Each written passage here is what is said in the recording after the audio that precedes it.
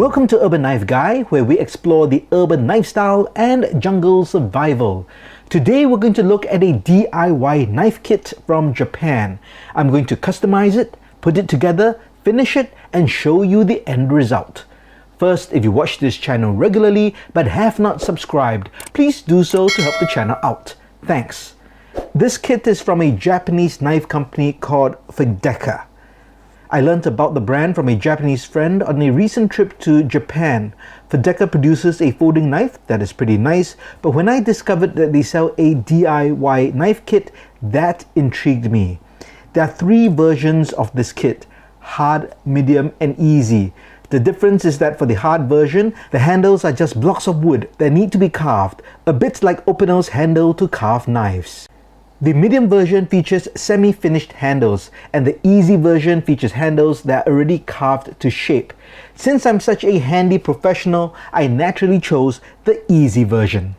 The sets also come in two versions of blade steel. This is the high carbon steel blade. Let's have a look at the kit. So as you can see, it comes in this very nice parchment packaging, just a simple kind of a band over here, and you saw this earlier, just the different parts of the knife. And this is the high quality parchment paper.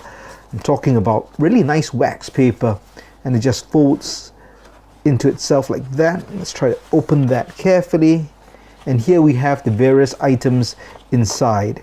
Here's the instruction manual for my knife. I asked you to post it on social media, pretty cool. All the different parts for the assembly, and also how to go ahead and make the knife. Alright, pretty cool stuff. Now let's have a look over here. We have got some of the steel or stainless steel components, like these screws. We've got a tool and some sandpaper. And here we have the handles. I believe this is made from beech wood. So as you can see, this is the easy version, so it's all nicely carved up for you, but you still have to finish it, and you still have to sand it, oil it if you like, paint it, regardless of how you want to finish it, and then you can assemble it together. And here we have the knife blade. Let's have a look at this. I actually haven't even opened this up. So there's a piece of tape, so let's get that out of the way. And here we have the blade. Now this is just a traditional folding knife, not even a slip joint. It's just a lever style. That's kind of the thumb lever, and that's the blade. And of course the blade is already finished. You don't have to do anything for that. So what I'm going to do is I'm going to sand down the handle pieces and apply a finish to them. Now, since this is a Japanese knife, I will use the Shou Sugi Ban technique. Originating in 18th century Japan, Shou Sugi Ban is a method of preserving wood by charring it with fire. The wood is burned until the surface is charred and then coated with natural oil.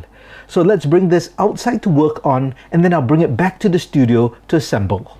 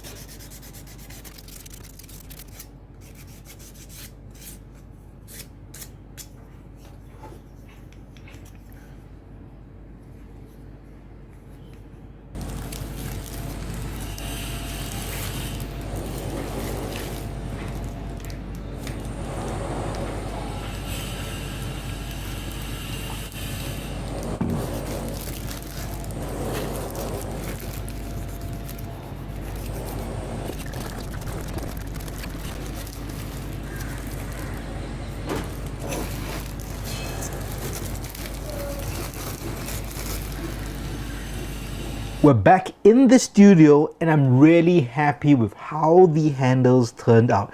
Look at that. I mean, this to me really looks good, and it's the sort of color I like. I like that sort of a darker grain. I don't like that very light pine or beech wood sort of look. This to me works very well. And just a tip, if you're going to do this, when you hold the torch to the wood, always keep it in motion. Do not just stay at one spot. If not, it will be completely burnt. There are a few other people on YouTube who have done this or documented their process, and sometimes I find that it's overdone and gets just too black, or the patterns just aren't very even.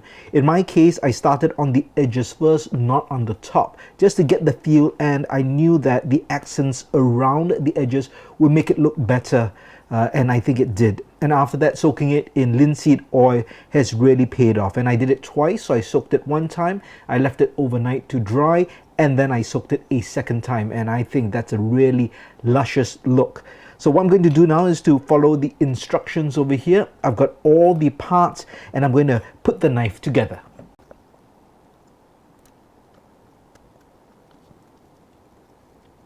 And here we have the assembled knife. Really easy, just a bunch of Chicago sort of style screws, and there is a stop pin over here. There are washers, and as I said, no slip joint. You just fold it open like that. You press it on the back to use it. So very effective, and let's just see how sharp this blade is. Now this is the carbon steel blade. It's blue paper number 2, but sharpened to Japanese standards. And you can see that is a slicer. Pretty awesome. You know, a lot of the Japanese who buy this, they compare it to an open out knife. So let me take my open out 8, which I have over here. And this is the limited edition black palm version. Now I'm not sure why the Japanese compare it to the open out, because the knife design is completely different. The locking style, I mean, this has a rotating collar which locks the blade. This is not a locking blade. So I'm not sure why the comparison is there. Maybe because there is a custom handle version of this knife as well, or maybe it's wood. I'm really not sure, but there's a lot of comparison between these two knives. So for the sake of just completeness, and since people do that, I thought I would just do a quick comparison as well. I'm not sure what I'm comparing. Maybe it's just the aesthetics or the looks, because everything is completely different. But I think in terms of maybe being reflective of the knife making tradition within the country. So this from France, completely different, but to me very nice and elegant in its own right. This you can see very unique in the design. Notice how it's kind of beveled up, and maybe this is quite a distinct Asian kind of design, because if I think about the Malaysian parang, I think of the duku chandong.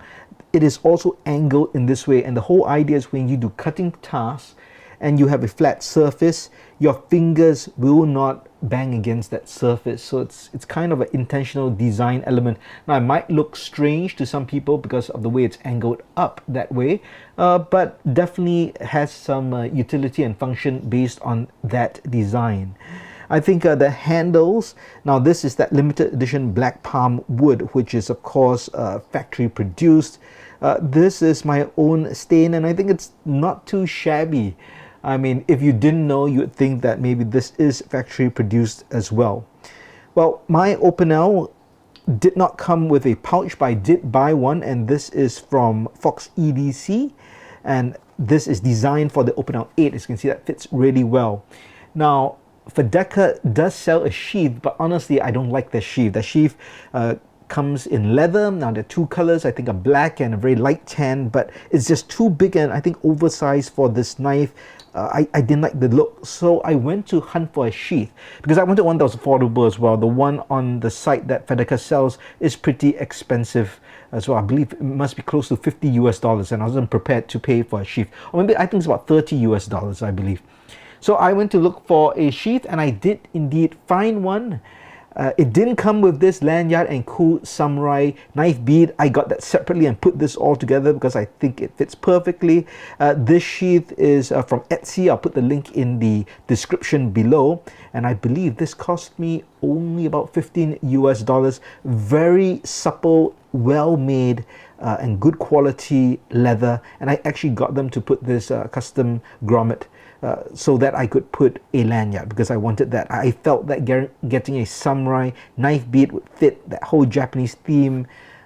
Too bad the sheath isn't made in Japan, but I have this, and this is one of the standard sizes that they offer. So they offer various sizes, and I kind of measured it out, and I'm quite happy because it's almost just as nice.